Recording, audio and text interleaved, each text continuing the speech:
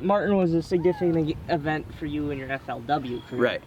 You know, Lake Martin, I did break the $1 million mark, which is, you know, actually it's something that a lot of guys can't say that they've ever done, but it seemed like it took forever, and it's not like I'm a millionaire or anything. That money came and went. It's helped me pay the bills over the years though, and I still get to do what I love to do. But it shows on the bottom line that I am a millionaire, which is not true, but. Did you ever think you'd ever win $1 million very fast? Oh, no. No. When I first started, we'd win 300 on a weekend, you know, dogfight. Be like, oh man, you make $300 to do this? Woo! Came out of nowhere. Hooked it.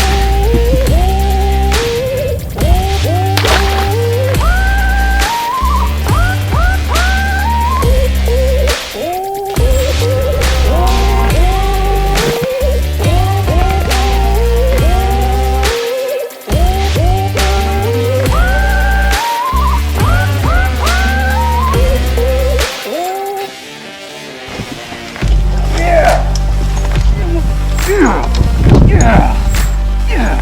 That's the cut right there. Swamp fish.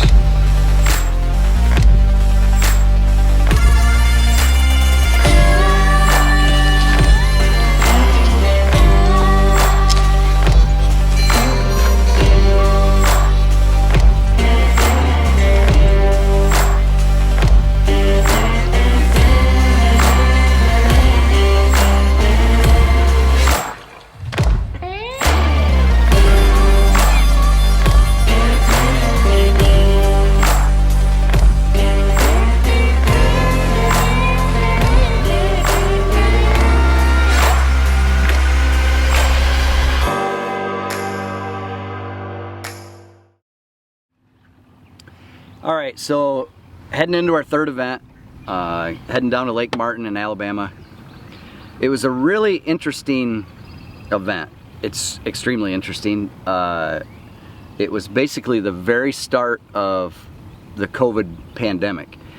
And so I'm driving down, I'm about halfway, my wife's calling me like, just turn around, you know, they're gonna cancel the event, you know, stop what you're doing, just save your gas money. And I'm like, well, they haven't canceled it yet, so I'm not gonna just turn around and drive back, because I don't even know what's going on. You know, the whole country doesn't know what's going on. Still getting calls from my wife saying, you know, this isn't gonna be going on.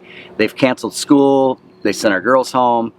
The very next day, the day before the practice starts, they closed all these restaurants in Minnesota. Now, they didn't do that nationwide, but it was coming. I'm gonna do this, I'm gonna fish until they tell me not to, which I'm in a pretty safe place. I'm in the front of a boat all by myself in the middle of nowhere. So it worked out pretty good in that sense, but we didn't know what was going on. You'd see in the news every morning, you know, this is going on, these many people have it. You know, Detroit's all crazy, New York's 100,000 people have it, or whatever it was. But it wasn't affecting us any at the time.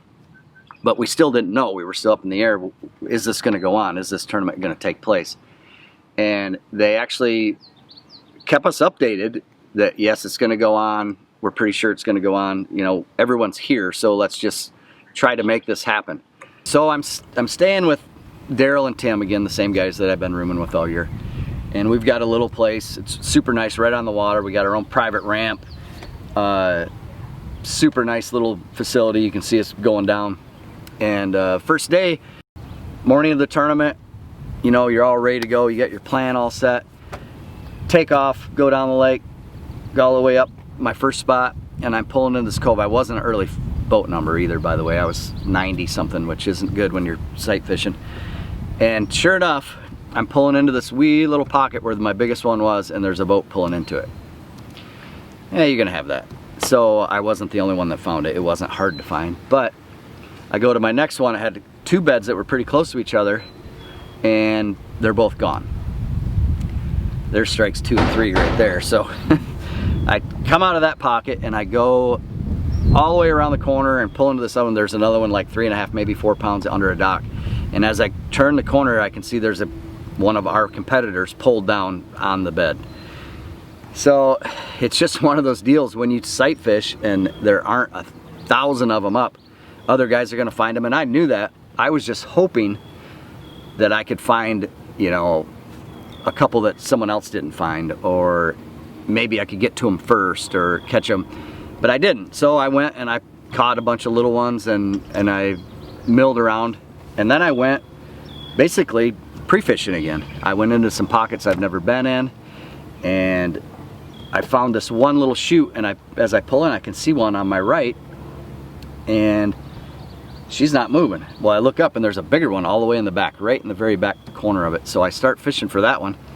Well, this one's not moving, so I'm like, well, I'll just catch it real quick, and I throw my worm up there, and she bites it first cast. I set the hook, and she pulled my worm off. So I get a new worm, and I start fishing for that one, let that one come back, because I pulled her off the bed a little bit. And I fish for this one for like 30 minutes, and I finally get it to bite, and I bring it up to the boat, and it comes off. So I'm like, and I look down, this one had never came back. So there's two fish that were 2+ pounds that could have helped me tremendously the first day, that just, you know, that day just wasn't any good. It just, nothing went right. I didn't find any big ones. I didn't, besides those 2 new ones, I had what I had, 7-8 pounds. Really bad day. I think I ended up 130 something. Not good.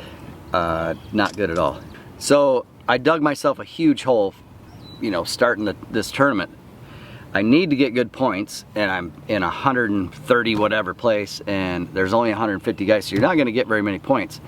So I need to make an adjustment. I can't go out and do what I did the first day. So I decide to go out just a little bit from where I'm seeing these beds on these pea gravel points and turns and main lake, a lot more main lake stuff instead of back in pockets. And I just happened to be right. That's where they were. They were still spawning out there, but they were just deep enough where you couldn't see them. I mean, perfect conditions, maybe you could see them.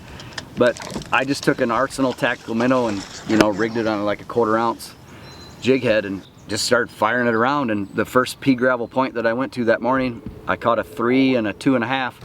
That's how I started my day, and that was on back-to-back casts. Now, I haven't seen a 3-pounder all week, so I was pretty excited about this. And you know, just kind of milled around and just rolled with that, and just would drive down the bank and look for pea gravel, and then if it looked right on the main river, just stop and fish it, fish slow, and I ended up catching them and catching them, and then they kind of quit biting that tactical minnow, so I just went to an old standard spot bait, which is a shaky head, and just fished kind of the same looking stuff, just kind of slowed down a little bit and cast it out in 5, 6, 7 feet of water, and just drug that shaky head around and caught some more, called 3 or 4 times. So I think I've got about 13 pounds according to the scale, 13 something. So I've got about 2.5 hours to go. All I'm doing is culling ounces, and a lot of them I'm just catching them and they don't even help. So I just take another gamble, and I'm gonna go up the river and go largemouth fishing. I'm just gonna throw a buzz bait and a spinner bait. If I catch one 4+ pounder, I'm making the cut. You know, I could have sat there and caught a bunch of spots that really didn't do me any good. It was just, it's one of those deals you gotta take a chance if you're gonna make the next round. So I did. It didn't pan out. I caught a couple little largemouth, and you know, when you're just one bite away, you can take that chance. I've already got my limit. I've already got what I need. I'm gonna get paid. So actually, the tournament was a super good tournament for me, and it was very rewarding, coming from the bottom of the barrel and moving up, you know, almost 100 spots. And that's really hard to do on a lake like Martin. You can do it on lakes that have, you know, the potential to catch a 10-pounder or, you know, 8-pounder. This lake, you know, there's not very many. I'm sure there's a 10-pounder in it somewhere, but it's not very often when you catch a 10-pounder. So it's not one of those lakes where you can go out and bust 22, 23 pounds. So made my way out of the basement, got really good points for the championship, got a lot of momentum going to the next one. The problem is, after this event, everything shut down. Really interesting tournament. I've never been, you know, associated with anything like this before. Obviously, no one in our country has been associated with a pandemic. So we don't know if the tournament's going to go on. You still fish every day practice, and then they send us all an email saying there's no meeting, so we're not all going to meet. So a lot of the footage that I normally would have for this event, I don't have because we shortened it up for one. There's no meeting, there's no day off. They changed the tournament. There's no marshals, so it's just me in the boat and everyone else. They're all individuals. They changed the flights, so there's 10 boats every 15 minutes. So they would give you a bag and you'd bag your fish. In the bag line there was like 2 people both days. You would weigh in and then you'd step off the stage. You'd wait, and there was no big line like it normally is. So very interesting how they did it and how they made it work. I think it worked actually better than how you normally would do it. We just fished a little longer. I think we fished till 5 instead of 4, or however it worked out, and a lot quicker flights. So that's just how they did it and how they made it work. The show must go on, and we definitely went on. They got that tournament in, but you know, you get the call after the tournament's over, we're shutting everything down. So I don't know when we're going to start up again. Who knows? Hopefully soon. You know, obviously I love to fish and I love to compete, but with what's going on right now, I don't know when we're going to start up again.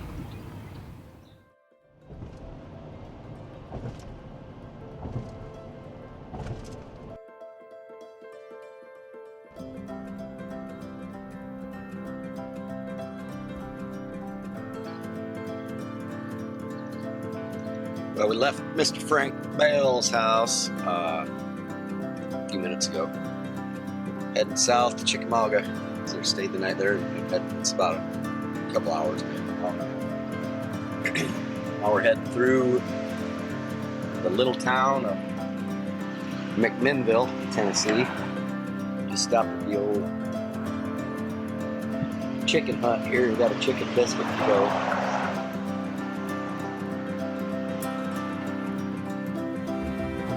Anytown, USA. There's 80 people that live here and they're all going by right now.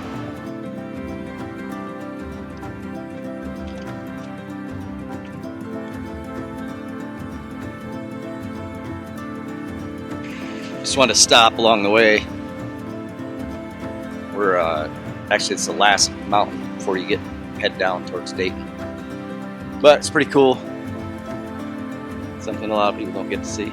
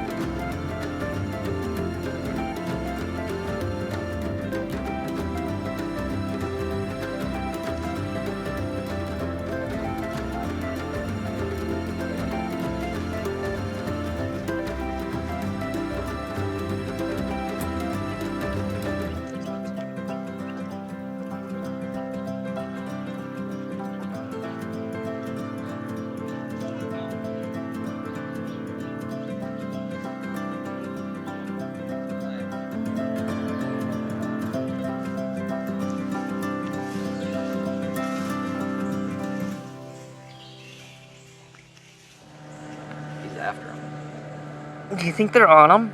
Yeah, he's definitely on him. That guy's on him? You can tell. I mean, he wouldn't be going that fast if he wasn't on him. I'm surprised he doesn't have the hat on him. Stop number 4 on Lake Chickamauga.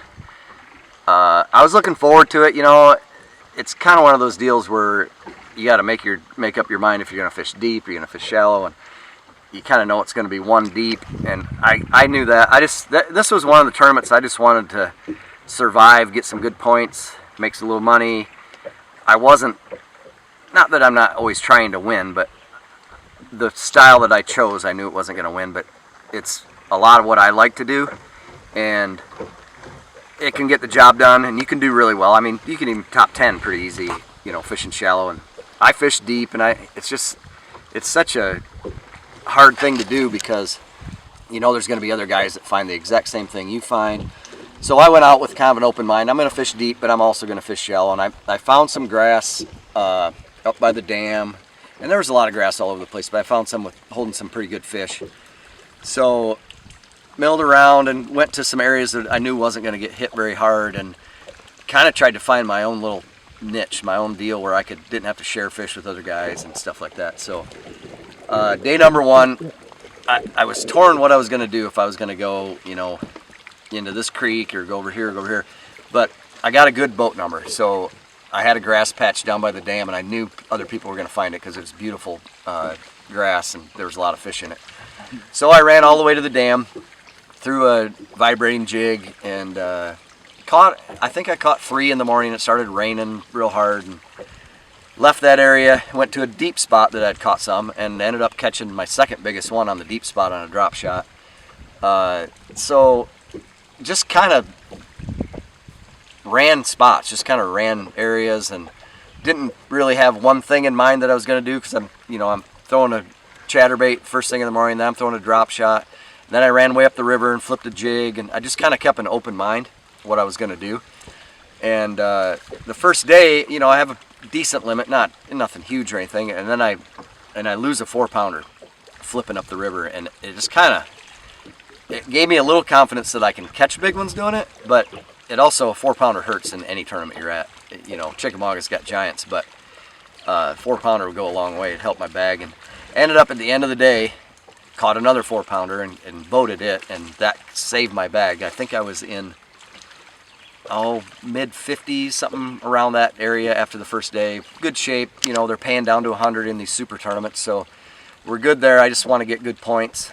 The next day, I decided just to scrap all the deep stuff. I'm not running up to the dam. I have a really long day, and I basically pre-fished a lot of the day.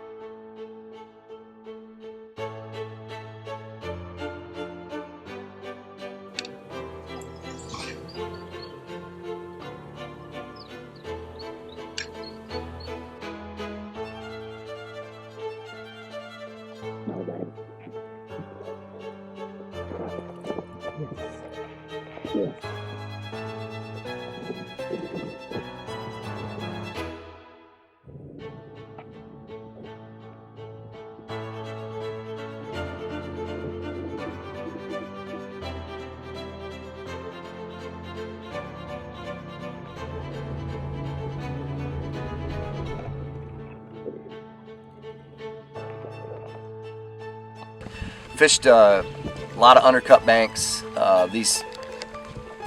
Chickamauga has a lot of creeks that go back in, and they're little, you know, undercut banks when the lake is high, which it was, summer pool, and ended up catching quite a few fish. And then once again, right at the end of the day, I catch a 7.5-pounder, you know, save the day. Big.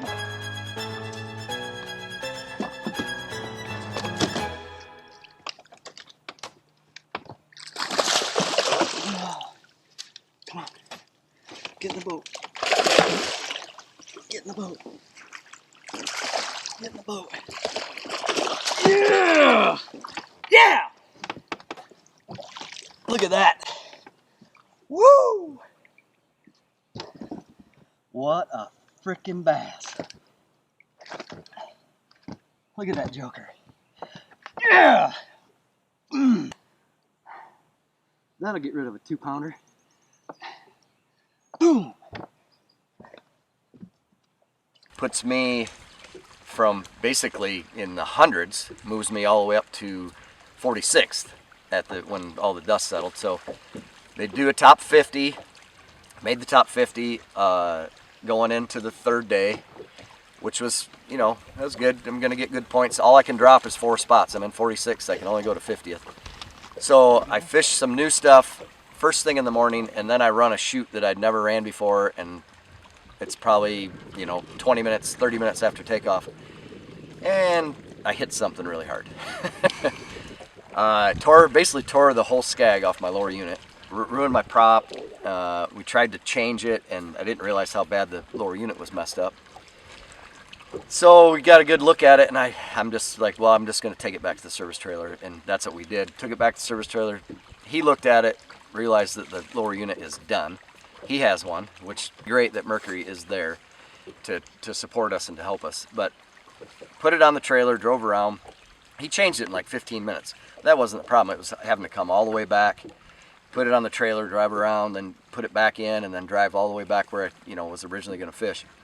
And didn't, the third day obviously didn't start out the way I wanted it, and it didn't end the way I wanted it. But like I said, I can only drop 4 spots. So I ended up catching 2 for 6 pounds or whatever I had, and only dropped 2 spots. Actually, I finished, I dropped 3 spots because I finished 49th.